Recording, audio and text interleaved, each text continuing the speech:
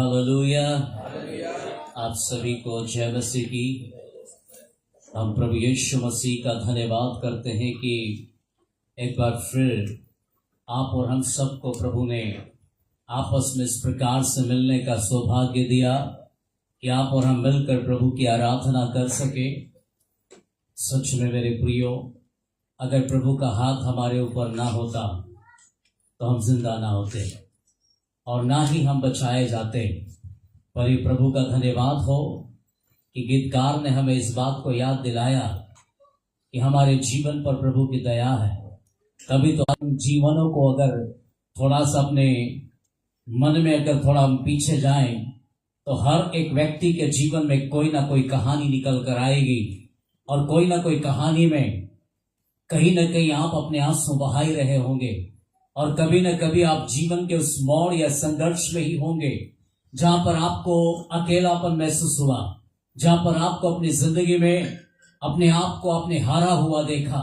तब आपकी जिंदगी में आपको कई बार लगा होगा कि बस अब सब कुछ खत्म हो गया, अब कुछ नहीं बचा है। ऐसे समय में शत्रु ने कई बार आपके मनों से बात करके आपके मन में गलत बातों को डाला होगा, लेकिन उसके बावजूद भी कहीं न यीशु आपके हृदय में होने के कारण, उसका वचन आपके हृदय में होने के कारण, आत्मा ने उसको जागृत करके आपके मन को वापस से देने के कारण आप और हम पर प्रभु का दया को हमने देखा, अनुग्रह को देखा, तो फिर से हम जीवित पाए गए और इस जगह पर मौजूद है। हालेलुया। सच में प्रभु महान है। एक दूसरे को हाथ मिलाकर बोलिए, प्रभु महान है, उसने हमें जिंदा रखा है और इस जगह पर लेकर आया है। Hallelujah, hallelujah. चलिए हम सीधे वचन की ओर जाएंगे। समय की कमी है, आज प्रभु भोज की वेदी है, इसलिए आज भजन संहिता को हम नहीं पढ़ रहा है क्योंकि प्रभु भोज की वेदी में भी जाना है, प्रार्थना के लिए भी समय चाहिए, बहुत सारी बातें हैं जिसको करना भी है, तो इसलिए हम उसको आज जो है साइड कर दिया है। बाकी वचन की ओर जाएंगे। आप निकाल लीजिए, बहुत ही जाना माना एक पद है, यूहन्ना उसका 10 अध्याय उसका 10 वचन से आज मैं आपसे बात करूंगा। यूहन्ना रचित सुसमाचार उसका 10 अध्याय उसके 10 वचन से आज हम परमेश्वर के वचन से चर्चा करेंगे। जिस किसी को भी मिलता है, आप माइक लेकर अच्छी आवाज में आप उसको पढ़ सकता है। यूहन्ना रचित सुसमाचार उसका 10 अध्याय उसका 10 वचन।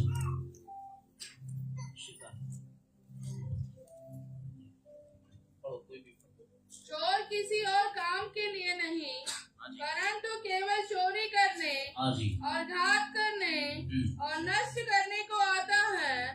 मैं इसलिए आया कि वे जीवन पाए और बहुतायत से पाए। ठीक है, इसी वचन से आज हम चर्चा करेंगे। शैतान को एक टाइटल दिया है प्रभु ने। क्या बोला उसको? वो चोर है। चोर जब आप और हम सुनते हैं तो हमारे दिमाग में क्या आता है? टीवी चोरी करने वाला, कपड़े चोरी करने वाला, सोना चांदी चोरी करने वाला, रुपया चोरी करने वाला, या और भी जो संसार में दिखने वाली वस्तुओं को लेकर आप और हम सोचते हैं वो चोरी करने वाला है। चोर के प्रति आपके दिमाग में, जहन में जो कहानी बनती है वो यही है कि वो कोई ना कोई वस्तुओं को क्या कर रहा है, हमारी चुरा रहा है। और यीशु ने भी शैतान को ये टाइटल दिया है, वो चोर है, वो चोर है।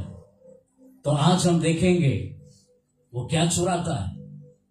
आज हम वचन से देखने जा रहा है कि वो क्या चुराता है, उसकी नजर में विशेष क्या है।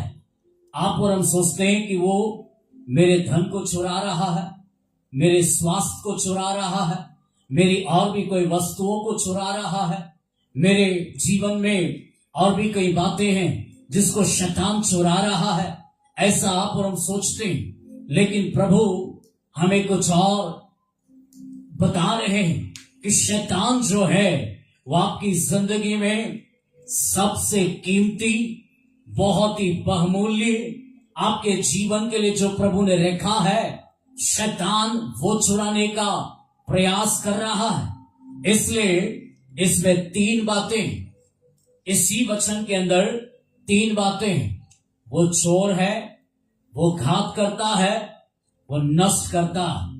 वो तीनों बातों को आज हम परमेश्वर के वचन से देखेंगे। तो कैसे वो, सबसे पहले हम चोरी के विषय में बात करेंगे कि वो क्या चोरी कर रहा है। तो हम परमेश्वर के वचन से सबसे पहले आप निकाल लीजिए भजन संहिता 127 उसका 3 वचन हम पढ़ेंगे। भजन संहिता 127, माइक ले लो, माइक में पढ़ो। भजन संहिता 127 उसका 3।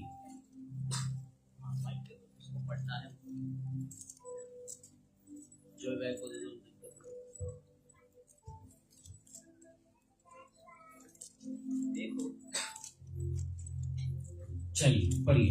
देखो, लड़के यहोवा के दिए हुए भाग हैं। हाँ, गर्भ का फल उसकी ओर से प्रतिफल है। सुनना, अब ध्यान से इस बात को सुनना, मैं जो आपको समझाने जा रहा हूं। शैतान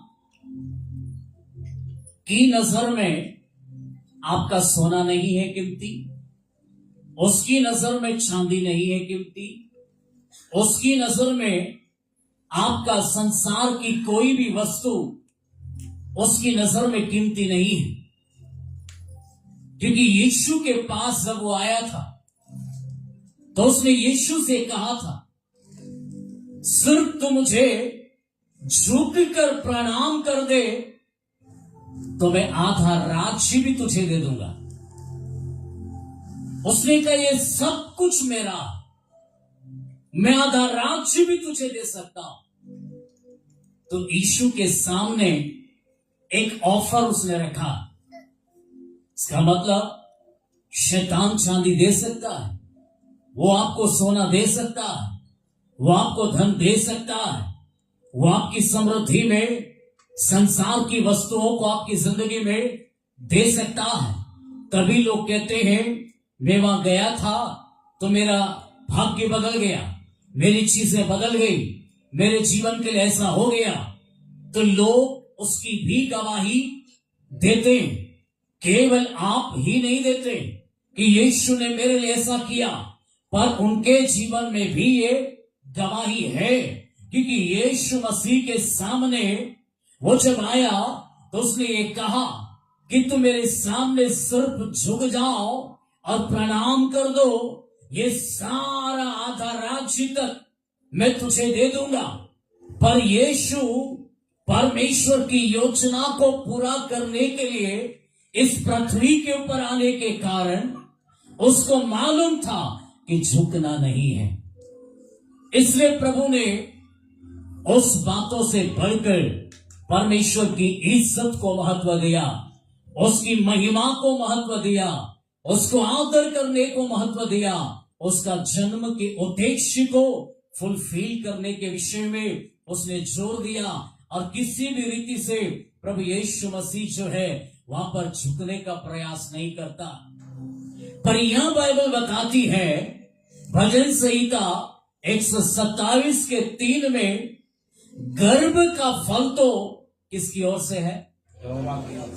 ये ध्यान देने वाला विषय है। हर एक माँ बाप को अपनी जिंदगी में समझने वाला विषय है कि आपका जीवन ऐसे ही नहीं आया।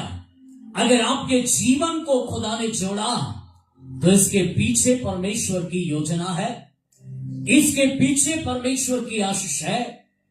और इसी के लिए लिखा, गर्भ का फल तो यहोवा की ओर से है, परमेश्वर की ओर से। ये हिंदी शब्द है, मराठी में इसको पढ़ोगे तो वहां संपत्ति लिखा है इसके लिए।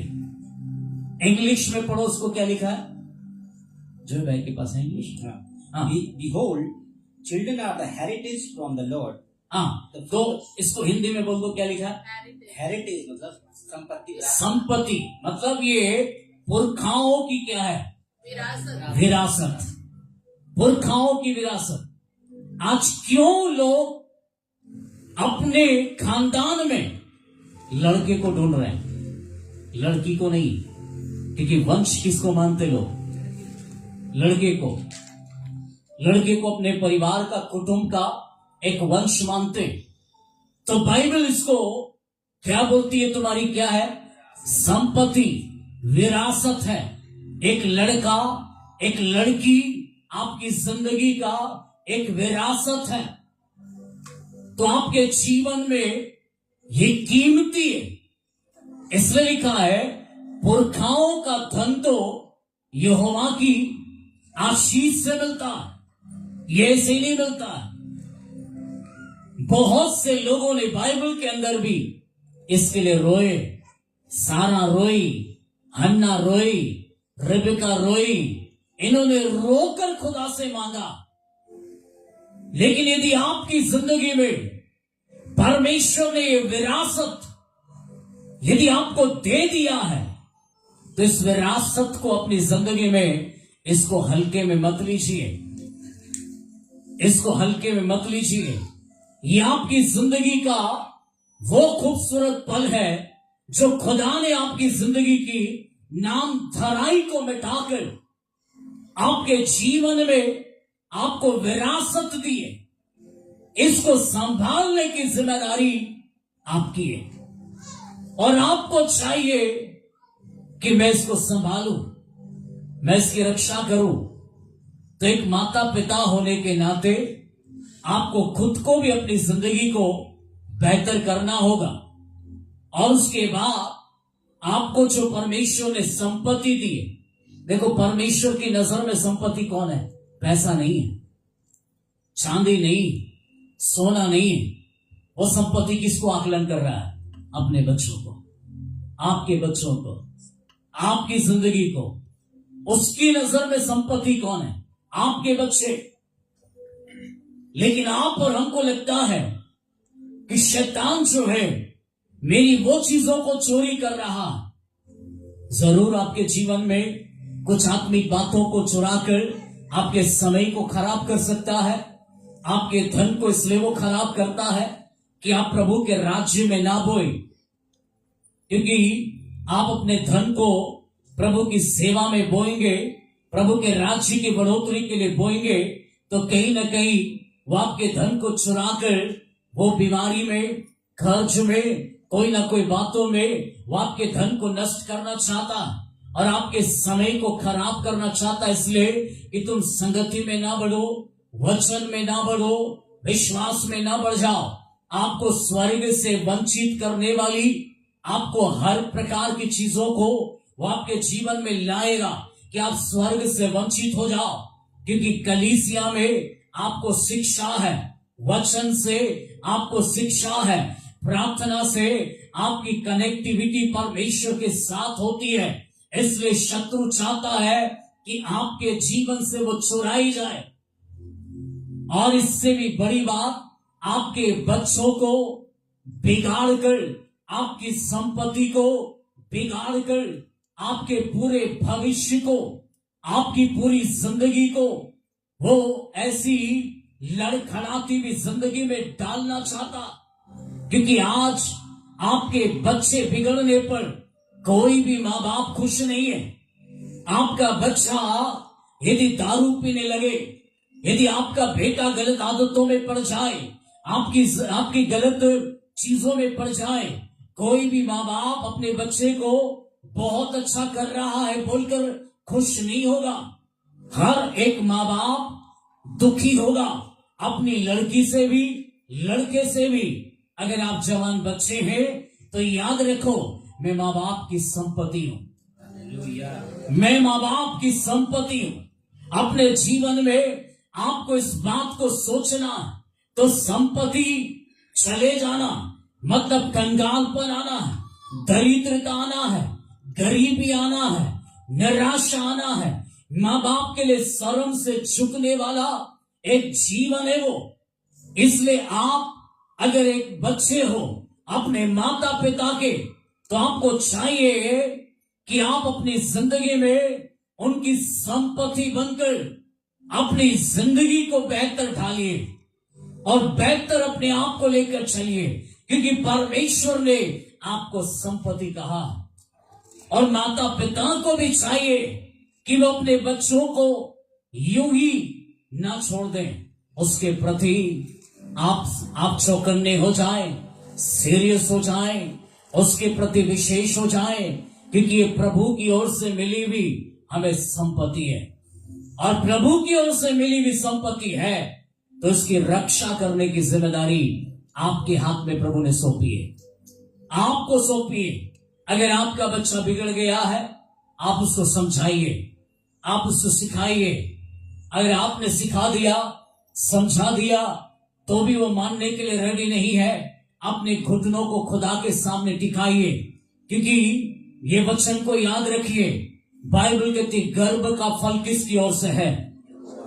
परमेश्वर की ओर से है। अगर आपका बेटा आपके पास है और वो बिगड़ रहा है, आपकी बात मानने के लिए तैयार नहीं है, खुदा की उपस्थिति में बैठ जाओ, प्रार्थना करो, प्रभु आपने मुझे ये बेटे के रूप में दिया है, शत्रु इसको बिगाड़ने ना पाए। ये बेटी को आपने मुझे दिया है, इसको शैतान बिगाड़ने ना पाए। प्रभु आपने संपत्ति के रूप में मुझे दिया है, ये मेरा कुटुंब है, आपने मुझे आशीषित किया है, इससे वंचित में रहने ना पाओ, बल्कि ये मेरे लिए भी, देश के लिए भी, समाज के लिए भी, कलीसिया के लिए भी मेरा बेटा और बेटी आशीष का कारण हो जाए। इसके लिए आपको प्रार्थना की जरूरत है। कई बार जो हम बोल के नहीं समझा सकते, डांट कर नहीं कर सकते, वो खुदा की उपस्थिति में आप जाएंगे तो खुदा अपना काम करना शुरू कर देंगे। जब हम प्रार्थना करने लगते ना अपने घुटनों को टिकाकर, तो मालूम है स्वर्ग आपके लिए खड़ा हो जाता है, स्वर्ग दूत खड़े हो जाते हैं, वो काम करना स्टार्ट कर देते हैं, क्योंकि आपने मनुष्य से सहारा नहीं मांगा, आपने किसी और से सहारा नहीं लिया, आपने खुदा से कहा, हे प्रभु मेरे बच्चों के अंदर नया काम कर, हे प्रभु हमारे घर में नया काम कर।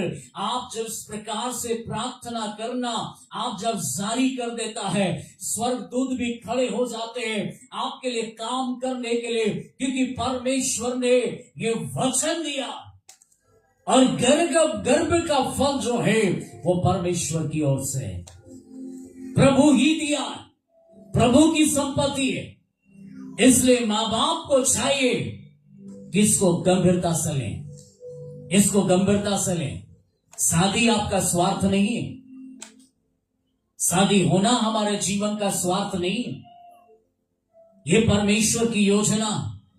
और परमेश्वर की योजना में जब आप शामिल हुआ, परमेश्वर उसको आपकी जिंदगी में लेकर आया।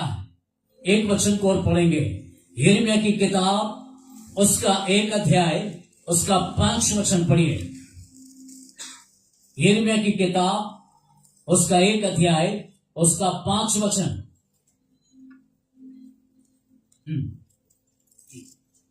1 का 5।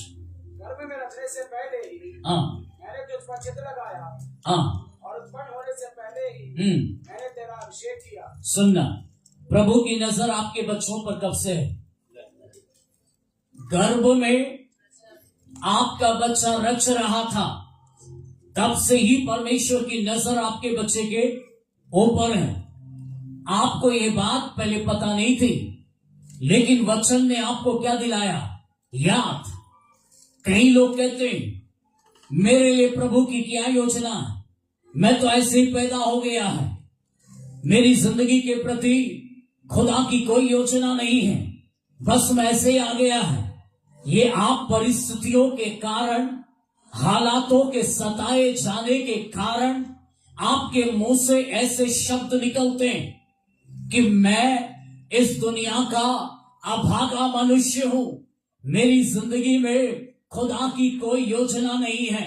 इस प्रकार से आप हालातों के मारे हुए, हालातों के सताए जाने के कारण आप अपनी जिंदगी में ऐसे शब्दों को बोलकर अपने आप को जो है आप निराश करते हो, लेकिन आप प्रभु में आने के बाद आपको ये वचन मालूम हो जाए कि आपकी जिंदगी को खुदा ने आज नहीं, आपकी हालातों को बदलने की ताकत उसमें है। वो आपकी परिस्थिति को बदल सकता है, वो आपके आंसू को पोंछ सकता है, आपके जीवनों की दशाओं को बदल कर आपको शांति दे सकता है, आपके शब्दों को भी वो बदल कर आपके लिए आशीष में बदल सकता है। इसीलिए वो परमेश्वर कहता है कि आपको और मुझको उसने आज नहीं, गर्भ में रचने से पहले उसने देखा है। हालेलुया। तो हम क्या है प्रभु की नजर में? बोलो विशेष। क्या हम प्रभु की नजर में? विशेष। सबकी कोई ना कोई कहानी होगी। मम्मी से अगर पूछोगे ना, मम्मी पापा से पूछोगे तो आप रचने से पहले आपको डॉक्टर ने पता नहीं क्या बोला होगा, आपको पता नहीं लोगों ने क्या बोला होगा, जन्म होने से पहले पता नहीं क्या बोला होगा। कई प्रकार की बातें आपकी जिंदगी में भी बोलने के लिए आएगी। हमारे बच्चों के लिए भी इसी प्रकार से है। एनोस जब पैदा, और मैं इधर था नहीं, उनकी मम्मी से साइन करा लिया, बचा लो या बेटे को बचा लो, इस प्रकार की बातों को बोलकर उन्होंने जो है डिस्चार्ज पे साइन करा लिया। उसके बाद ही हम उसको डिलीवरी के लिए प्रयास करेंगे। तो डॉक्टर लोगों ने पहले ही ये बातों को करा लिया, पर उनको पता नहीं है हमारे बच्चों की परिस्थितियां जब आपके जीवन में ऐसी बने तो डरना नहीं, बल्कि याद रखना गर्भ का फल तो खुदा की ओर से है, और जब वो देता है उसमें दुख नहीं मिलाता है बल्कि आशीष ही देता है। अगर उसकी नजर में मेरे बच्चे की हड्डियां बन रही है, आंखें बन रही है, शरीर का अंग बन रहा है, तो उसकी ऑब्जर्वेशन में वो है, उससे बाहर नहीं है, वो उसको देख रहा है, एक एक चीजों को वो नजर में रखा हुआ है। इसलिए रिपोर्ट से बढ़कर खुदा के वचन पर भरोसा करो, उन बातों से बढ़कर परमेश्वर के वचन पर भरोसा करके आगे ही बढ़ते रहो, क्योंकि परमेश्वर जीवित है। मुझसे पूछा गया क्या इसके लिए साइन करें, हमने कहा कर दो, वो तो जिंदा निकलेगा। हालेलुया। साइन कर दिया। थोड़ी देर के बाद फोन आता है, आपके घर में लड़का हुआ है और वो भी सुरक्षित, माँ भी सुरक्षित, बेटा भी सुरक्षित, और आज हमारे बीच में है। हालेलुया। परमेश्वर की महिमा। दोनों बच्चों के लिए इसी प्रकार से शत्रु ने खेल खेला। सब कुछ नॉर्मल था शिफा के लिए, आखिरी समय तक नॉर्मल था, लास्ट मोमेंट तक नॉर्मल था। आधा घंटा पहले डॉक्टर के पास जब गए, डॉक्टर ने बोला वो तो खत्म हो गया है, वाइफ की बीपी बढ़ गया है काफी। अब वहां पर कहां ले जाएं, कैसे करें, क्या करें, समझ नहीं आ रहा। प्रार्थना के अलावा कोई हथियार नहीं है, केवल प्रार्थना। हम प्रार्थना करते हुए अपनी गाड़ी में बैठकर एक दूसरी जगह पर एक बहन से बात करके वहां पर पहुंचे। डॉक्टर ने ऐसा बोला, कोई बात नहीं, हम प्रार्थना करेंगे। प्रार्थना के साथ हमने आगे बढ़े और परमेश्वर ने हमारे जीवन में बहुत सी बातों को किया है, और शत्रु ने कई रणनीति बनाया इसको खत्म करने के लिए, नाश करने के लिए। बोल दिया खत्म हो गया है, लेकिन उस वक्त में भी हमारी प्रार्थना ऐसा रही थी, क्योंकि हमारा भरोसा प्रभु की ओर से ही है। मेरी वाइफ भी रोते हुए प्रार्थना कर रही है, हम भी प्रार्थना कर रहे हैं। उनके मन में था कि 9 महीने तक हमने पेट में रखा है, प्रभु ऐसा कुछ होने ना पाए, बल्कि हमारी इच्छा है प्रभु एक लड़की मिलना है। प्रार्थना करते रहे, खुदा ने रास्ता खोला। आखिरी में बोल दिया फिर ब्लड की भी कमी हो गया, ब्लड चढ़ाना पड़ेगा, ये सब चीजों को बोला है। और मैं ब्लड की व्यवस्था करने के लिए जब नीचे गया, इतने में डिलीवरी हो गया और बोला आपको बेटी हो गया है। हालेलुया। और अनजान व्यक्ति अचानक आया और ब्लड देके चला गया, अचानक आया और ब्लड देके चला गया। मैं नीचे ढूंढ रहा हूं और वो ब्लड देके चला भी गया है। परमेश्वर का कार्य, परमेश्वर काम करता है ना तो अद्भुत होता है। दोनों के लिए कहा गया था नष्ट हो गया, लेकिन दोनों आज जिंदा है। हालेलुया। जो हमने मांगा परमेश्वर ने ब्लेस किया।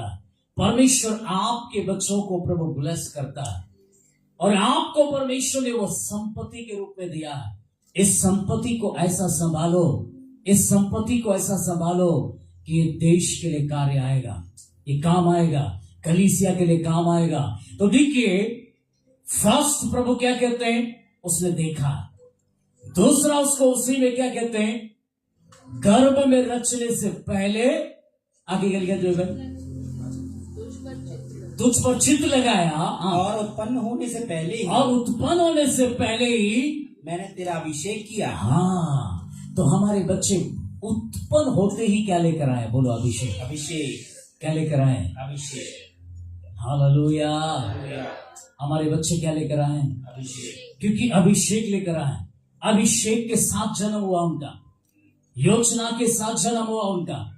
आसान नहीं है, वो बहुत बड़ी योजना है। तो शैतान इसलिए सबसे अधिक विश्वासियों के बच्चों के ऊपर वो अटैक करना चाहता है, पास्टर के बच्चों के ऊपर वो अटैक करना चाहता है, लीडर्स के बच्चों के ऊपर वो अटैक करना चाहता है। क्योंकि इन बच्चों के पास क्या है, उद्देश्य है। इन बच्चों के पास क्या है, भविष्य है। इन बच्चों के पास परमेश्वर की योजना है। ये बच्चे बचपन से ही प्रभु के मार्ग के सिखलाए हुए होंगे, ये बाद में नहीं, ये बचपन से ही ये उस मार्ग के सिखलाए हुए बच्चे होंगे। इसलिए माँ बाप को भी खुदा ने कहा इसको गंभीरता से लेने के लिए, इसलिए उसने ये बात को कहा, अपने बच्चों को उस मार्ग की शिक्षा दो जिसमें उसको चलना है और वो बुढ़ापे तक नहीं भूलेगा। इसलिए बच्चों को ये बचपन से ही प्रभु के मार्ग के सिखलाए होंगे। और शत्रु का प्रयास है ये उस बात में आ जाए, ये इनके लिए इनके अंदर सेवकाई के प्रति समझ खुले, अभिषेक के प्रति समझ खुले, वचन का प्रकाशन के प्रति समझ खुले, उसके पहले इनको बिगाड़ो, इसके पहले इनको बिगाड़ो। तो शत्रु का प्रयास जो है वो आपके और मेरे बच्चों के पीछे वो लगा रहता है। इसलिए आप माँ बाप होने के नाते चौकन्ने रहो। एक और माँ बाप की घटना मैं आपको बताता हूं बाइबल से। न्यायों की किताब निकालिए, न्यायों की किताब उसका 13 अध्याय, न्यायों की किताब उसका 13 अध्याय उसका 3 वचन से हम पढ़ेंगे। वहां सिमसोन की घटना आपको नजर आती है। और सिमसोन की घटना को जब हम देखते हैं तो वहां पर बाइबल ऐसा बताती है, माता पिता को परमेश्वर ने 2 आज्ञा दी थी। इन माता पिता को, सिमसोन के माता को, पिता को 2 आज्ञा दी थी और उन 2 आज्ञाओं को पालन करने के लिए कहा था। और पालन करते समय वो अपने जीवन में बेहतर करने के लिए इनके जीवन में परमेश्वर ने योजना बनाई थी। तब 13 का 3 पढ़ो। हाँ, इस स्त्री को यहोवा के दूत ने दर्शन देकर कहा। हाँ, इस स्त्री को यहोवा के दूत ने दर्शन देकर कहा, सुन, बांझ होने के कारण तेरा बच्चा नहीं, हाँ, परंतु अब तू गर्भवती होगी। हाँ जी, और तेरा बेटा होगा। तो गर्भवती होगी, तेरा बेटा होगा। हाँ जी, इसलिए अब सावधान रह। हाँ, देखिए, बच्चा होगा पर क्या रहना है, सावधान। बोलिए क्या रहना है, सावधान। सावधान।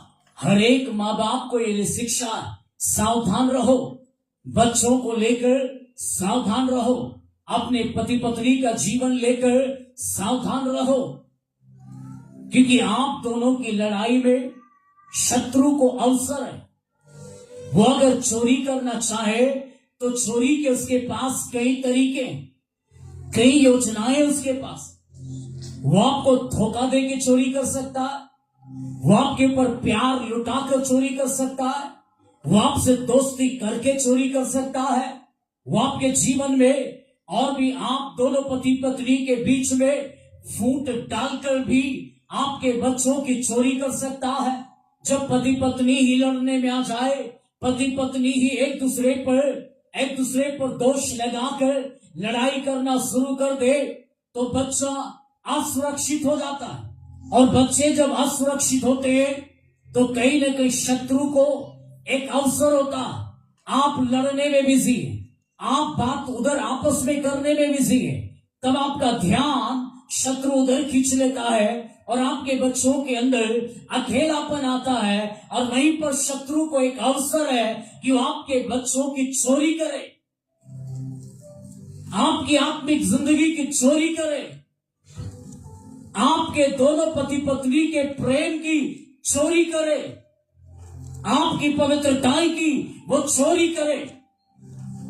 और इस प्रकार से वो चोरी करके आपकी जिंदगी को नष्ट कर देना चाहता है, आपकी संपत्ति को खत्म कर देना चाहता है कि आप प्रभु में ना बढ़े, ना आपका जीवन प्रभु के लिए उपयोगी बने, ना आपके बच्चों का जीवन बने। प्रभु आपके कुटुंब को चाहता है, प्रभु आपके वंश को चाहता है। अगर यह अभिषेक मेरे ऊपर आया है तो प्रभु चाहता नेक्स्ट पीढ़ी में ये जाए, नेक्स्ट पीढ़ी में जाए, क्योंकि परमेश्वर पीढ़ी दर पीढ़ी आशीष को देने वाला परमेश्वर है। ये केवल पास्टर या याचक के लिए नहीं, विश्वासियों के लिए भी खुदा का यही नियम है।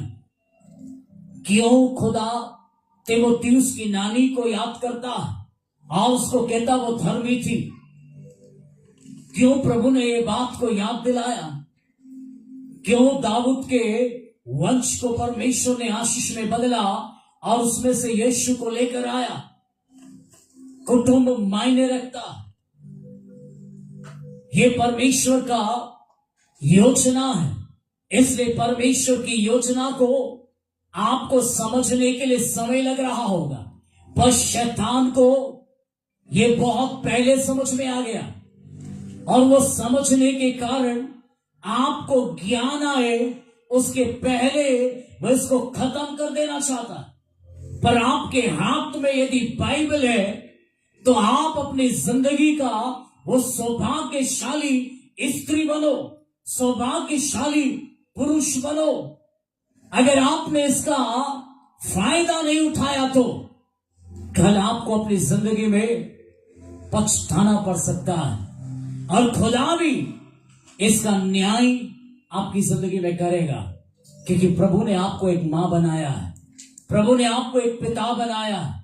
ये जिम्मेवारी है, ये संपत्ति है, ये आपको उनको कुछ भी बोलकर छोड़ना या उनको डांटना या इस प्रकार से गलत उनको चीजें सिखाना ये माँ बाप के लिए सही नहीं है। खुदा उसका न्याय करेंगे। यह इन दोनों को कहा तुम सावधान रहना। बच्चों को लेकर तू बांझ थी, पर खुदा कहता है अब तेरे जीवन में आशीष आने जा रहा, तो अब बांझ नहीं रहेगी, पर सावधान रहना। जी आगे पढ़ो। हाँ, कि ना तो तू दाख मधु हाँ या किसी भांति की मदिरा बच्चा यदि आपकी जिंदगी में है तो शराब जैसी चीजों से दूर रहने के लिए प्रभु ने कहा। गलत चीजों को लेने से प्रभु ने दूर रहने के लिए कहा। शराब हो, गुटखा हो, गलत आदतें हो आपके जीवन में, उससे दूर रहने के लिए बोला, क्योंकि ये खुदा का क्या है?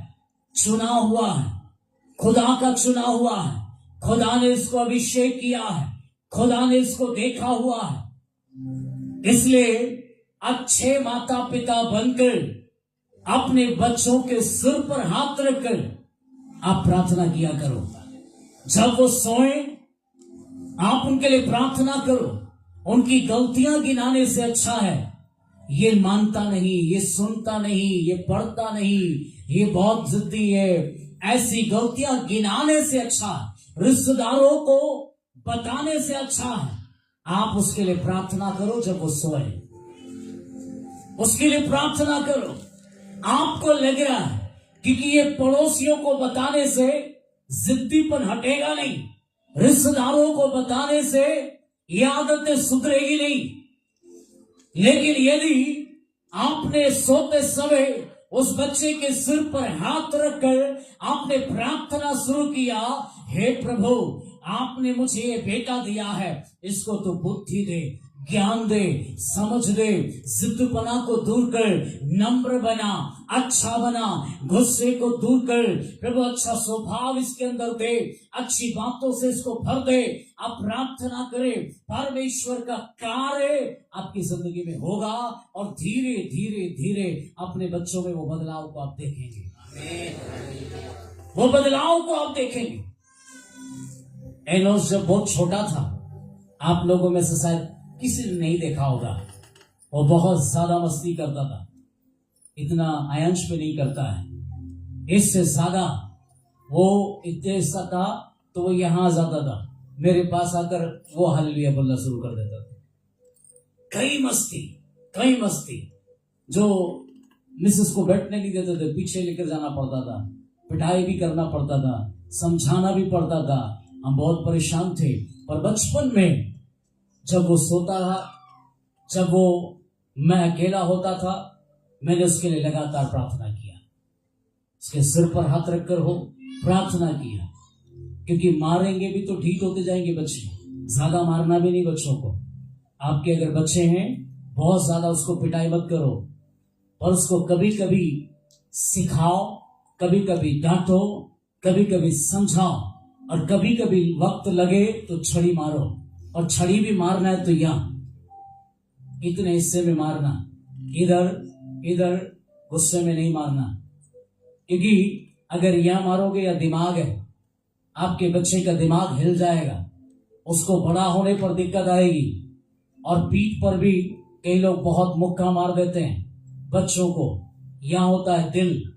अगर बच्चों को इस प्रकार से मारोगे, दिल में कोई दिक्कत आ गई, वो छोटा है, नाजुक है, बच्चा बहुत छोटा है, उसको इस प्रकार से मारने से उसको दिक्कत आएगी, सजा देनी है। तो ये वाली जगह कमर से लेकर निचला हिस्सा, दूसरा ये हाथ, इस जगह पर अच्छे से छड़ी मारो। इधर मारने से वो मरेगा नहीं, पर सबक मिलेगी, इधर मारने से सबक मिलेगी। और ऐसी सबक देकर उसको थोड़े समय के लिए शिक्षा देकर उसको छोड़िए।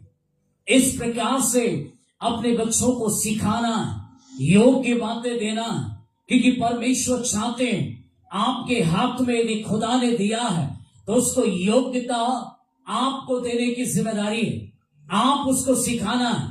तो देखिए, इन दिन को आज्ञा दी है कि शराब नहीं पीना है। आगे पढ़ो। हाँ जी। और ना कोई अशुद्ध वस्तु खाए, ना कोई अशुद्ध वस्तु खाए, ना पिए अशुद्ध वस्तु, ना खाए अशुद्ध वस्तु। हाँ जी। क्योंकि तू गर्भवती होगी, हाँ, और तेरा एक बेटा उत्पन्न होगा। हाँ जी। और उसके सिर पर छुरा ना फिरे। हाँ, क्योंकि ये बचपन से ही समर्पित है, ये बचपन से ही खुदा का ये चुनाव हुआ है, इसके पीछे खुदा की योजना है, इसलिए बचपन से ही इसके लिए कहा गया तू इसको शुद्ध रखना। माता पिता ने ये 2 आज्ञा मानी, शराब नहीं पिया, गलत वस्तु को अपनी जिंदगी में नहीं लिया, लेकिन शिक्षा देने में वो नाकाम हो गए। सिमसोन को शिक्षा देने में वे नाकाम हो गए। इसीलिए सिमसोन की जिंदगी के लिए लिखा है कि सिमसोन लड़कीबाज लड़का था, लड़कीबाज था, अभिषेक था उसके ऊपर, चुनाव था उसके ऊपर, भविष्य था उसके लिए परमेश्वर की नजर में। बेहतर जिंदगी खुदा ने बचपन से ही तय कर दी थी, लेकिन मां बाप ने उसको खुदा के मार्ग को सिखाने में कहीं न कहीं वे वंचित रह गए, और खुदा के मार्ग को ना सिखाने के कारण सिमसोन की जिंदगी में 3 लड़कियां आई। सिमसोन की जिंदगी में 3 लड़कियां आई, और तीनों लड़कियों ने उसकी जिंदगी में उसके अभिषेक को छीनने का प्रयास किया। तीनों लड़कियों ने उसके जीवन का समाप्त करने का प्रयास किया। इसलिए विश्वासी बच्चों, अपनी जिंदगी में याद रखो, आपको यदि खुदा ने बुलाया है, आप अच्छी शिक्षाओं में, आपके माता पिता अगर अच्छे हैं, तो अपने जीवन में इसको आकर्षण को प्यार समझकर अपनी जिंदगी में व्यभिचारी होकर अभिषेक को नहीं खोना, उस संपत्ति को नहीं खोना। अपने जीवन में इस बुराई से परे रहकर खुदा की महिमा में इस्तेमाल होने के लिए अपनी जिंदगी को प्रभु के हाथ में दे दो। और आप और हम एक अच्छे माता पिता होने के नाते कभी कभी बच्चों का मोबाइल चेक करना कोई गलत नहीं है, और बच्चों को भी चाहिए कि अपना मोबाइल माँ बाप के हाथ में कभी कभी दे दो। अगर आप गलत नहीं है तो आप क्यों डरना है? अपने माँ बाप को दे दो। आप माँ बाप की संपत्ति, उनका हक है, उनका अधिकार है, उनको चेक करना उनका हक है, करने दो चेक अगर आप गलत नहीं है तो। पर सिखाना उनकी जिम्मेदारी है। वो गलत देखेंगे, वो आपको टोकेंगे, वो आपको रोकेंगे, इसमें बुरा मानने की जरूरत नहीं है। वो एक जिम्मेदार माँ बाप होने के नाते वो ऐसा करना चाहते हैं। अगर मैं एनोश को रोकू ना या शिफा को रोकू टोकू ना, तो मुझे स्वर्ग में खुदा के सामने इन दोनों बच्चों का हिसाब देना होगा। जब हिसाब देना होता है तभी जो माँ बाप सक्रिय होते हैं, जो वचन को जान लिए होते हैं, वो उसके प्रति गंभीर होते हैं, और वो गंभीरता के कारण वो अपने बच्चों को डांटते हैं, सिखाते हैं, समझाते हैं, शिक्षा देते हैं ताकि वो सही हो जाए। तो आप भी एक माता पिता होने के नाते एक सही शिक्षाओं को दीजिए, नहीं तो हमारे बच्चे भी सिमसोन के समान एक गलत आदतों में पड़कर अपने उद्देश्य को भूलकर वो अपनी जिंदगी में खत्म हो जाएंगे। सिमसोन खुदा का चुना हुआ समर्पित व्यक्ति था, पर शिक्षा प्रॉपर ना मिलने के कारण, इसलिए मैंने इस कलीसिया में पहले भी आपको मैंने सिखाया,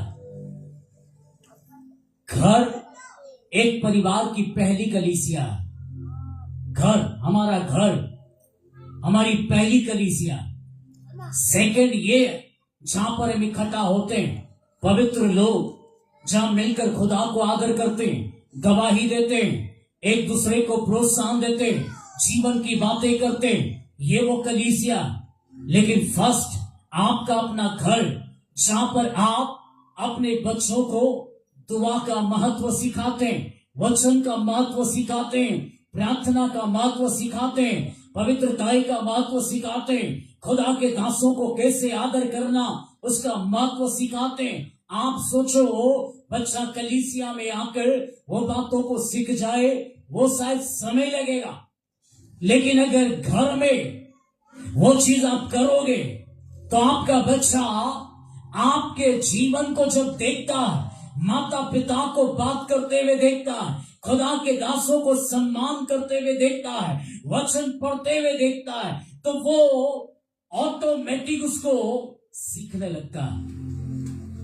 और आप प्रार्थना नहीं करोगे, बच्चा याद दिलाएगा सोने से पहले, आज आपने प्रार्थना नहीं किया, पापा आज अपन ने प्रार्थना नहीं किया, मम्मी आज अपन ने प्रार्थना ही नहीं किया। एनोश और शिफा छोटे छोटे तो ऐसे ही बोलते थे। कभी मैं लेट हो गया या बहुत लेट हो गया, ये जगह है, ये सोने से पहले हम ऐसे ही तब तक उसको याद आता है, बोलते हैं आज अपन ने प्रार्थना नहीं की। बच्चे याद दिलाते, जब प्रैक्टिस में आ जाता ना उनकी लाइफ में, तो बच्चे याद दिलाते हैं। माँ बड़े भूल जाएंगे, बच्चे याद दिलाएंगे, उनके प्रैक्टिस में लाओ। आपके बच्चों का भविष्य परमेश्वर ने बनाया हुआ है, हालेलुया। पर उसको जिम्मेदार बनाने की जिम्मेदारी आपकी और मेरी है। और जब तक हम उसके लिए सीरियस नहीं होंगे हम नहीं बना पाएंगे। और केवल आप डॉक्टर और इंजीनियर के प्रति सोचते रहोगे और क्या पता एक दिन डॉक्टर बने और पता नहीं क्या करे, एक दिन वो इंजीनियर बन जाए और पता नहीं क्या करे, क्योंकि आपने वही सोचा।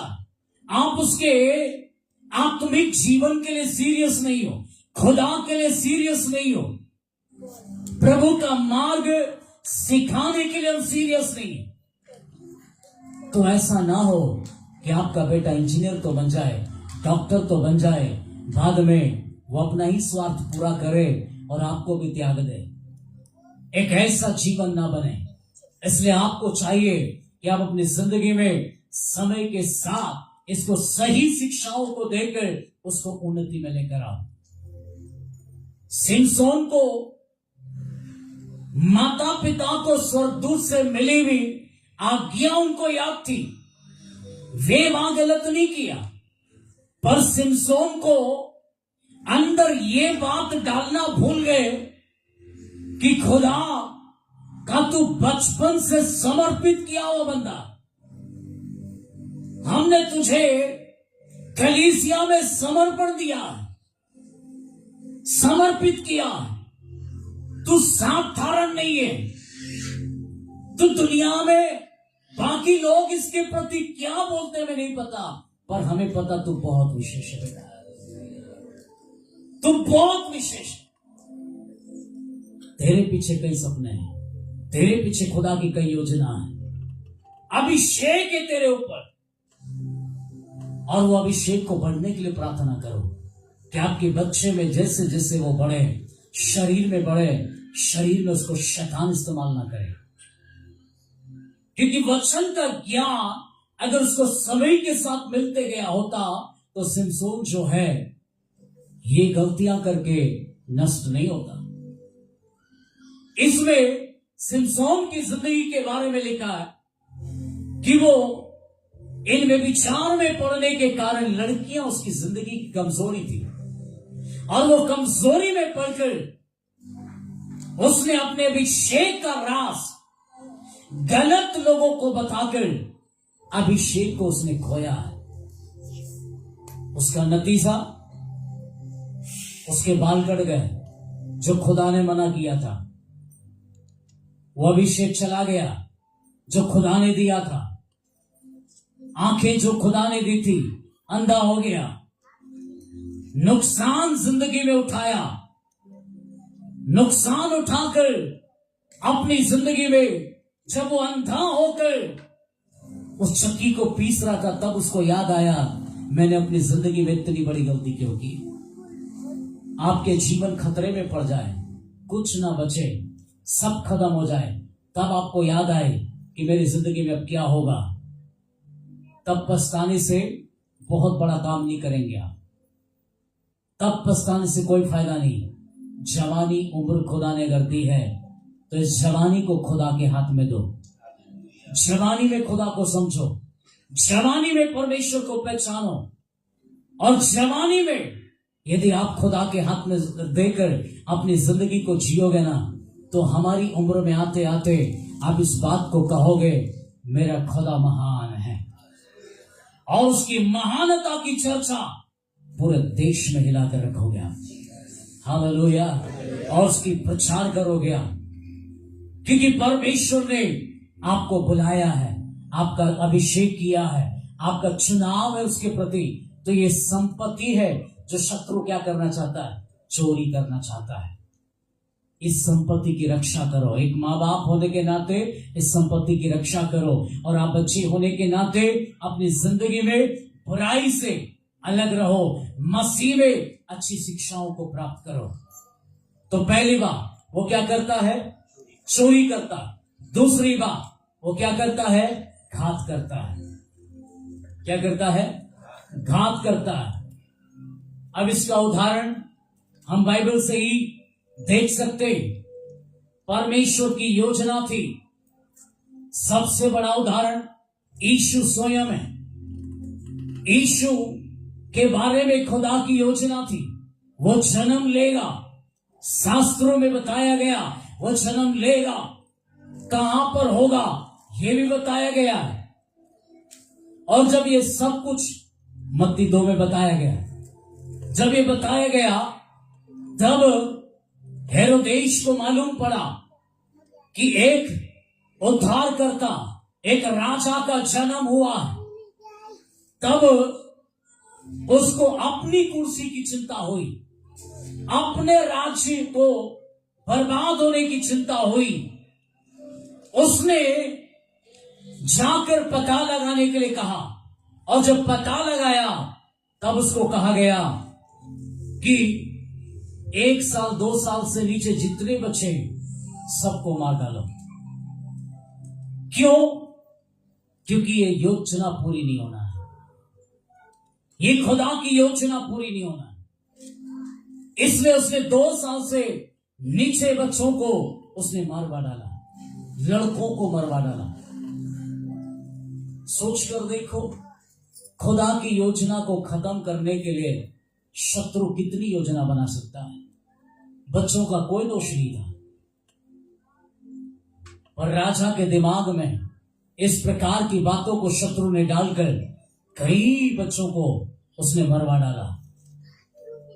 और इस प्रकार से उसने सोचा कि खुदा का राज्य नहीं बढ़ेगा। पर प्रभु ने अगर योजना लाया है तो वो कैसे भी इस योजना को पूरा करना हो वो करेगा। हालेलुया।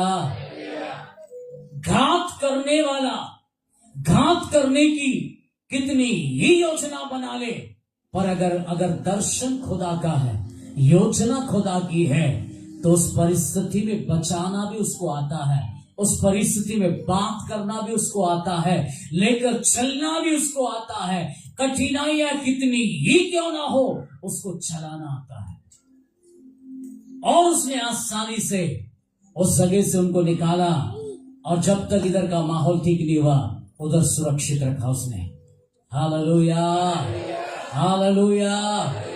ये परमेश्वर का वचन, और परमेश्वर ने ऐसे ही किया। और मूसा के समय में भी खुदा की योजना थी। एक मूसा की तलाश खुदा को थी, क्योंकि लोगों को आजाद करना था, बंधुआई से निकालना था। ये परमेश्वर की योजना खुदा ने बना के रखी थी।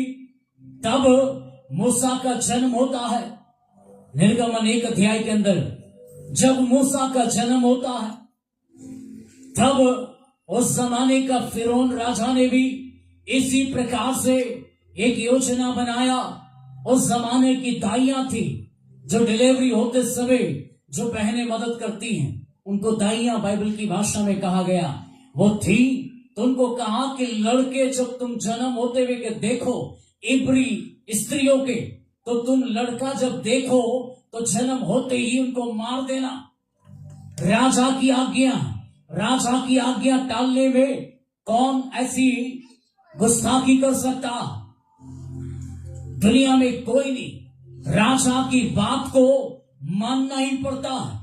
ये राजा की बात को मानना ही था।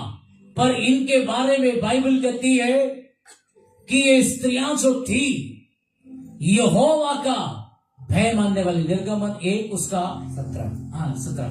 परंतु वे धाइयां परमेश्वर का भय मानती थी, परंतु वे धाइयां परमेश्वर का भय मानती थी, इसलिए मिस्र के राजा की आज्ञा ना मानकर। हाँ, देखिए, कठिनाइयां कैसी भी क्यों ना हो, हालात कैसी भी क्यों ना हो, यदि आपको लगे ये गलत है, तो उसने बोला करना पड़ेगा, ये सोचकर मत करो, बल्कि आप खुदा का भय मानने के कारण आपके लिए किसी और की बातों से बढ़कर आपके लिए खुदा की बातें बढ़कर होना चाहिए। क्योंकि यह लिखा है, ये स्त्रियों ने परमेश्वर का भय मानने के कारण इन्होंने उन लड़कों को नहीं मारा। हमको तो झूठ बोलने का अवसर मिल जाए, बोल देते हैं छोटे से फायदे के लिए। अब इनको तो राजा की आज्ञा थी भैया, उसकी बात को कोई टाल नहीं सकता था, लेकिन फिर भी इन्होंने क्या किया? टाल दिया। क्यों? क्योंकि खुदा का भय इनके अंदर था।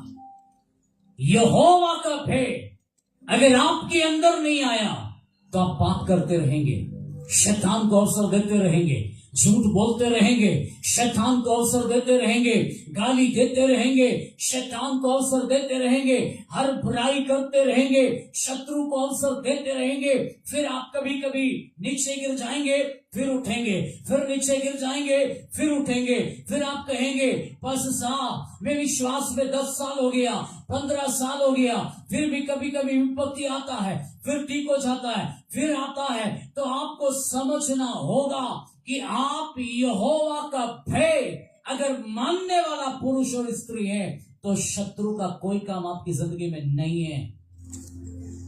और भय मानने के बाद भी यदि गलत करते रहता है तो बीच बीच में आप शैतान को भी मौका देंगे, जो आपको पता भी नहीं चलेगा, और आप गिरेंगे और फिर उठेंगे। फिर आपके अंदर प्रश्न खड़े होंगे, मैं विश्वास करता हूं फिर ऐसा क्यों, मैं ऐसा करता हूं फिर ऐसा क्यों, मैं कलीसिया जाता हूं फिर ऐसा क्यों। शत्रु आपके अंदर क्वेश्चन लेकर आएगा, और कई लोग इस प्रश्न में विश्वास से भटक गए, प्रभु नहीं सुनता बोलकर भटक गए।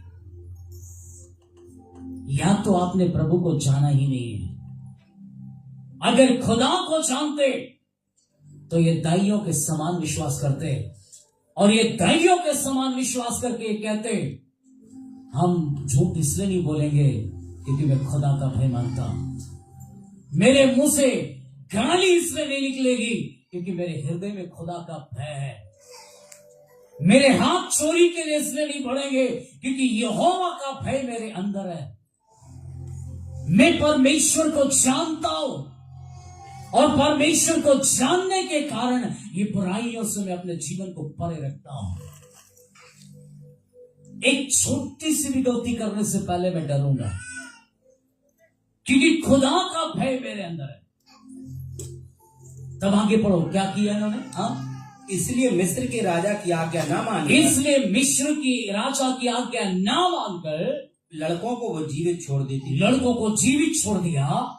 तब मिस्र के राजा ने उनको बुलवा कर पूछा, हाँ जी, तुम जो लड़कों को जीवित छोड़ देती हो। राजा को मालूम भी पड़ गया, देखिए राजा को मालूम भी पड़ गया कि तुम जीवित छोड़ देती हो।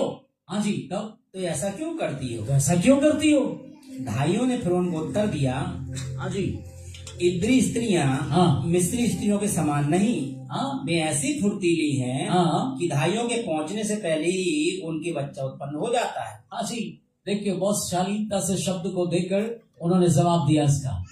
उसमें झूठ भी नहीं गिना गया, परंतु आत्मा भी बचाई गई, बच्चे भी बचाए गए, वो खुद भी बच गए, राजा के मार से बच गए, राजा के दंड से बच गए, वो सुरक्षित हो गए।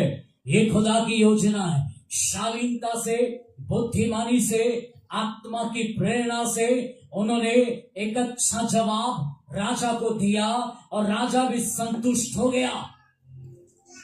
आगे कोई भी योजना नहीं बोला, कोई भी दंड नहीं बोला, नहीं तो राजा को मालूम जब पड़ गया कि ये बचा देती हैं तो उसकी मार से बच नहीं सकता था कोई, इनको दंड मिलना था।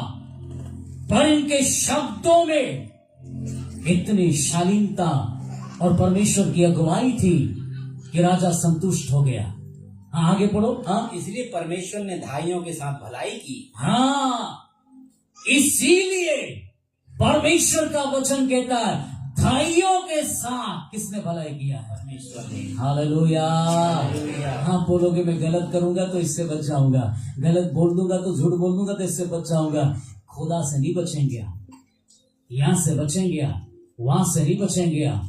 यहां पर स्त्रियों को मालूम था ये तो सिर्फ प्राण को मारेगा, वो तो उधर भी नहीं छोड़ेगा।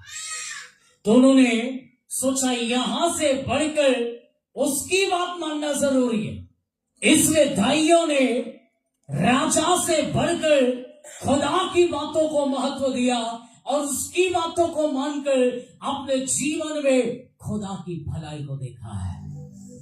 तब लिखा है परमेश्वर ने इन धाइयों पर क्या किया? भलाई। राजा भलाई करेगा ये कोई गारंटी नहीं है, लोग भलाई करेगा ये कोई गारंटी नहीं है। जिसके लिए आप झूठ बोल रहा है वो भलाई करेगा, तारीफ करेगा, पीठ थपथपाएगा, ये कोई गारंटी नहीं है। लेकिन स्वर्ग का खुदा भलाई करेगा, ये गारंटी है, 101 की गारंटी है। हालेलुया। क्योंकि वो किसी का पक्षपात नहीं करता, वो वचन मानने पर उसका आदर करता है, भलाई करता है। लोग आपके साथ भलाई ना करे, खुदा भलाई करता है। तब आगे एक और बात लिखी उसके लिए, यहाँ पढ़िए आगे। और वे लोग बढ़कर बहुत सामर्थी हो गए, और वे आशीषित हो गए, लोग बढ़कर सामर्थी हो गए। हाँ जी, इसलिए कि धाइयां परमेश्वर का भय मानती थी। धाइयां परमेश्वर का भय मानती थी, उसने उनके घर बसाए। हालेलुया। उसने उनके क्या बसा दिए? घर बसा दिए। आपका घर बसे आप चाहते हैं? प्रभु का भय मानो, प्रभु का भय मानो, प्रभु का भय मानो। आपके घर को बसाने वाला खुदा, आपके जीवन को अच्छा बनाने वाला खुदा।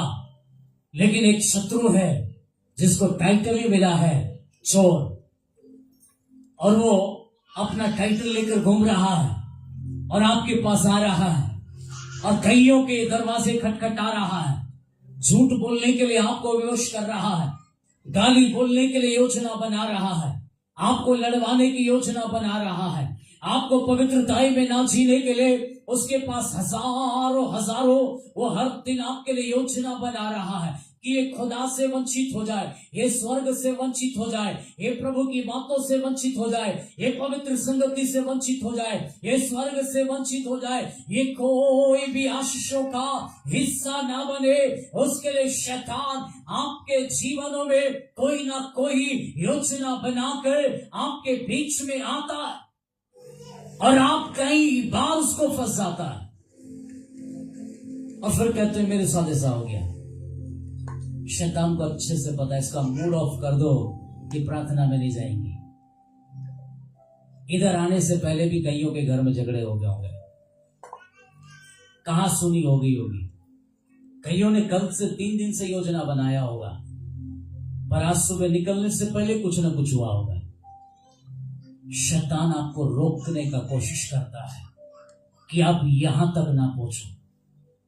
यहां पहुंच जाएंगे तो उसको पता बहुत कुछ हो जाएगा, इसे बाहर रखेगा तो वो जीत जाएगा। इसलिए आपको कलीसिया में आने के लिए जिद्दी बनना है, वचन पढ़ने के लिए जिद्दी बनना है। मन ना करे तो भी मन को कहो मैं तो पढ़ूंगा। आपके पैर कलीसिया के लिए ना चले तो भी कहो मैं तो जाऊंगा। मौसम कोई भी क्यों ना हो, आपको अपने लिए जिद्दी बनकर खुदा के लिए आगे बढ़ना। जब आप प्रायोरिटी परमेश्वर को दोगे ना फर्स्ट, तो सेकंड आपकी जिंदगी को बनाने का काम खुदा का है। महत्व किसको देते हो? दाइयों ने खुदा के काम को महत्व दिया। घर नहीं थे उनके, घर खुदा ने बनाए उनके। हालेलुया। लोग कम थे वो, लेकिन बढ़ाया किसने?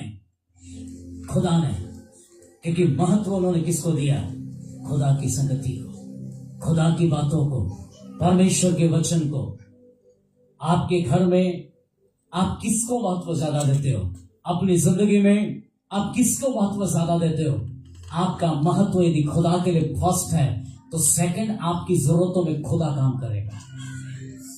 उसको पता है आपका घर नहीं है, उसको पता है आपके बच्चे नहीं है, उसको पता है आपके बच्चों के लिए आप रो रहा, उसको पता है शत्रु ने आपके बीच में फूट डाली हुई, उसको पता है, और वो आपकी जिंदगी में काम करना चाह रहा है। महत्व उसको दे दो। प्रभु आज मेरे आंसू इसलिए हैं क्योंकि कहीं ना कहीं मैं आपसे दूर हूं, लेकिन आज मैं आपको महत्व देता हूं मेरी जिंदगी में। खुदा तू मेरे लिए काम कर। जब आप प्रभु को महत्व देगा, घर वो बनाएगा। दाइयों का घर अगर वो बना सकता है, आपका घर वो बनाएगा। आपके बच्चे अगर नहीं हैं तो बढ़ाने वाला बाइबल कहती परमेश्वर है। इनको बढ़ाया किसने? बोलो परमेश्वर ने। किसने बढ़ाया इनको? परमेश्वर ने। कलीसिया में अगर लोग कम हैं तो उसको बढ़ाने वाला भी कौन है? हालेलुया। बढ़ाने वाला मनुष्य नहीं है, बढ़ाने वाला परमेश्वर है। इसलिए वो परमेश्वर कहता है उसने बढ़ाया लोगों को, क्योंकि सेवा खुदा की है। खुदा के भय में जियो, खुदा के भय में चलो। चोरी करने वाले को, नाश करने वाले को, खत्म करने वाले को खुदा ढूंढेगा। अंतिम और आखिरी बात बोलकर हम खत्म करेंगे। प्रभु के वचन में प्रभु ने बताया कैन और हाबिल की घटना, और कैन और हाबिल की घटना में कैन ने अपने भाई का घात किया, नष्ट किया उसको, नाश किया उसको। प्रभु ने उससे पूछा तेरा भाई कहां है? एक धर्मी को नाश करना, एक धर्मी को नाश करना प्रभु को कभी बर्दाश्त नहीं होता है। एक धर्मी व्यक्ति का लहू जब पृथ्वी के ऊपर गिर गया तो ये पृथ्वी कराहने लगी, ये पुकारने लगी, ये चीखने लगी। पृथ्वी चिल्ला रही है और न्याय मांग रही है। चुपके से भी यदि अपराध हुआ हो, चुपके से भी यदि इस धर्मी की हत्या हुई है तो ये न्याय मांग रहा है, उसका लहू न्याय मांग रहा है। हाबिल का लहू न्याय मांग रहा है। खुदा, मैं तेरा धर्मी जन हूं, तू मेरा न्याय कर, तू मेरा न्याय कर। उसको मारते हुए किसी ने नहीं देखा, लेकिन स्वर्ग के खुदा ने देखा है। उसका लहू पुकार रहा है। तब प्रभु कैन के पास जाकर पूछते हैं, कैन तेरा भाई कहां है? वो कहता है, क्या मैं अपने भाई का रखवाला हूं? मैं क्या उसका रखवाला हूं? वो अपनी बात को टालने का प्रयास कर रहा है, पर खुदा को पता है वो नाश करने वालों को भुड़क कर बचाने वाला परमेश्वर है। इसलिए वो न्याय देने के लिए पहुंच गया। और कैन के लिए वो श्राप जब घोषित किया गया कि अब से तू इस पृथ्वी के ऊपर भगोड़ा कहलाएगा। उसको मालूम क्या टाइटल मिला? भगोड़ा। और पृथ्वी में जो कुछ भी करेगा ये तेरे लिए श्राप ही होगा, और तू कुछ भी अच्छा नहीं कर पाएगा। पृथ्वी तेरे कारण श्राप होने के कारण तो इस पृथ्वी पर भगोड़ा हो जाएगा। और तब से मनुष्य का जीवन एक भगोड़े के समान है। यहां से वहां से यहां, यहां से वहां भागते रहता है। ये आशीष नहीं, भगोड़ापन आशीष नहीं, श्राप है, श्राप है। आपको भगोड़ा नहीं बनना है। ये नहीं वो नहीं ये नहीं वो, ये नहीं वो, इस संतुष्ट ना होना आपके लिए भगोड़ेपन के समान। ये आशीष नहीं है, ये श्राप है। कई लोग अपनी पत्नी से संतुष्ट नहीं है, पति से संतुष्ट नहीं है, कपड़ों से संतुष्ट नहीं है, घर से संतुष्ट नहीं है, कई चीजों से संतुष्ट नहीं है। और असंतुष्टि आपके जीवन में एक श्राप है, ये भगोड़ापन है। इसलिए आपके वस्त्रों को भी प्रार्थना करके पहनो, ये आपके लिए आशीष में बदल जाएंगे। आपके घर में भी प्रार्थना करके प्रवेश करो, ये घर आपके लिए आशीष में बदल जाएगा। और उस घर में रहते समय आप कहोगे, ये घर में जब से आया आपकी गवाही बदल जाएगी। आप कहोगे, मेरे लिए अच्छा ही हुआ, इस घर में मेरा परिवार अच्छा हुआ, मेरा घर अच्छा हुआ, मेरी नौकरी अच्छा हुआ, मेरा भविष्य अच्छा हुआ। गवाही पर गवाही आएगी। आप भगोड़े नहीं कहलाएंगे। श्राप को अपनी जिंदगी से हटाना है और आशीष में जीना है, आशीष में जीना है। जो धन खुदा ने हमें दिया है उसको आशीष में बदलो। अपना घर खुदा ने दिया, उसको आशीष में बदलो। नौकरी खुदा ने दी, उसमें आशीष में बदलो। परमेश्वर ने आपको दिया है ताकि इसमें आप बढ़ो, कैन के समान भागने वाले नहीं और आशीष में जीने वाले व्यक्ति बनना है। हालेलुया। यीशु कहता है चोर चोरी करने, घात करने, नष्ट करने आया, लेकिन मैं आया हूं जीवन देने के लिए। यीशु कहते हैं मैं जीवन और बहुतायत का जीवन देने के लिए आया हूं। आपको जीवन अगर चाहिए, यीशु बुला रहा है। जीवन की जरूरत है, यीशु बुला रहा है। यीशु के पास आकर जीवन को अपना लो, जीवन को पकड़ लो, जीवन को जाने मत दो, वो आपकी जरूरत है। जीवन है तो सब कुछ है, इसलिए जीवन को प्राप्त करो। जीवन अगर मिला तो धन तो मिलेगा, आशीष तो आएगा, जरूरतें पूरी होगा, क्योंकि खुदा ने कहा है वो आशीषों का सौदा है। आइए हम अपनी आंखों को बंद करेंगे, हम थोड़ी देर प्रार्थना करेंगे, हम अपने मनों को तैयार करें, अपने हृदयों को हम तैयार कर लें। जल्दी से सब खड़े हो जाएं, ज्यादा अच्छा खड़े हो जाएं। Glory Jesus, hallelujah. हम अपने आप को परमेश्वर के हाथ में दे दें। मेरे प्रियो, हमने आज बहुत गंभीर बातों को सीखा। यदि आपके जीवन में आप पति पत्नी की लड़ाई में हैं, आपका बच्चों के साथ अच्छा तालमेल नहीं है, आपका जीवन में आप इसके प्रति चौकन्ने नहीं, तो आपके धन को, संपत्ति को कोई नष्ट करने के लिए है, कोई आपकी संपत्ति को नष्ट करने के लिए है। और आपकी संपत्ति अगर एक बार नष्ट होगी, फिर पछताने से फायदा नहीं है। लड़का बिगड़ जाए फिर आप रोए, उससे कोई फायदा नहीं। लड़की बिगड़ जाए, संसार में नष्ट हो जाए, उसके बाद रोने से फायदा नहीं। वक्त जब मिला है तो हन्ना के समान एक मां बन जाओ। हन्ना के समान एक मां बनकर अपने बच्चे की परवरिश करो, ताकि उसको एक बेहतर शिक्षा देकर देश को एक भविष्यवक्ता दे सको, देश को एक सुसमाचार प्रचारक दे सको। खुदा ने जितनों को भी इस संसार में लाया, जरूरी नहीं कि वे सब पास्टर बन गए। जब भी सेवकाई आई, आने वाला समय आया, चीजें बदलती गई, खुदा का काम बढ़ते गया और आज तक होकर यहां तक आया। अब अगली पीढ़ी को देना, अगली पीढ़ी के पास यीशु जाना, तो अगली पीढ़ी को यीशु का परिचय होना जरूरी है।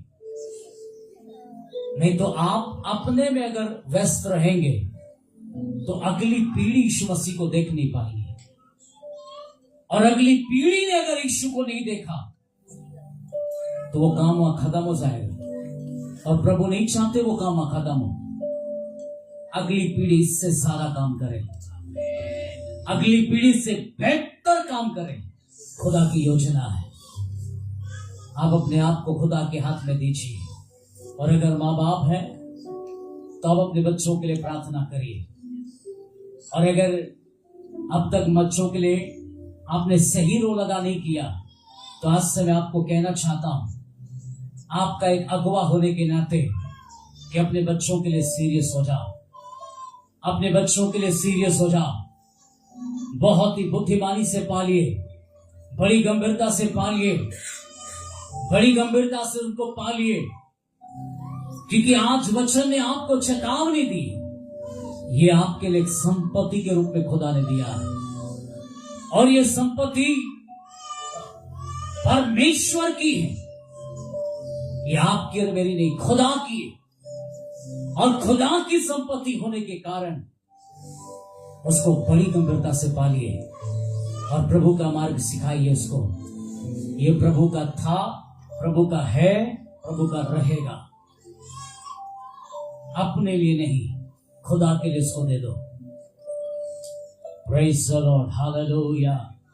हे स्वर्ग के महान परमेश्वर, हम आपको धन्य कहते हुए आपके पास आते हैं और हमारी प्रार्थना परमेश्वर हर एक माता पिता के लिए जिनको आपने संपत्ति के रूप में दिया है, वो उसके प्रति गंभीर होकर वो अपने बच्चों को पालने पाए और सेवा में एक अच्छा योगदान देने वाले माता पिता बने।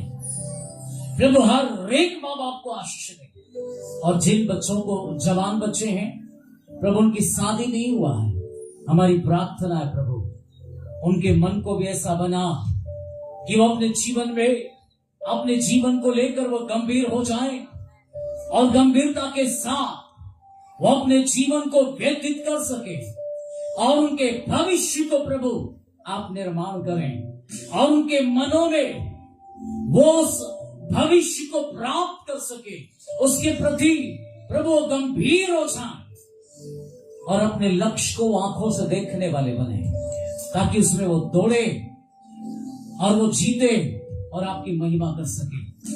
हर एक माता पिता को आशीष दें, हर एक बच्चों को आशीष दें, हर एक के अंदर पवित्रता की गंभीरता आ जाए, वचन की गंभीरता आ जाए, प्रार्थना की गंभीरता आ जाए, कलीसिया में बैठने का गंभीरता आ जाए। यीशु के नाम में ये गंभीरता हर एक के अंदर हो और प्रभु आपकी मर्जी पूरी होने पाए। हम सब आपकी योजना में है प्रभु, हम सबके जीवन में आपकी योजना पूरी हो जाए।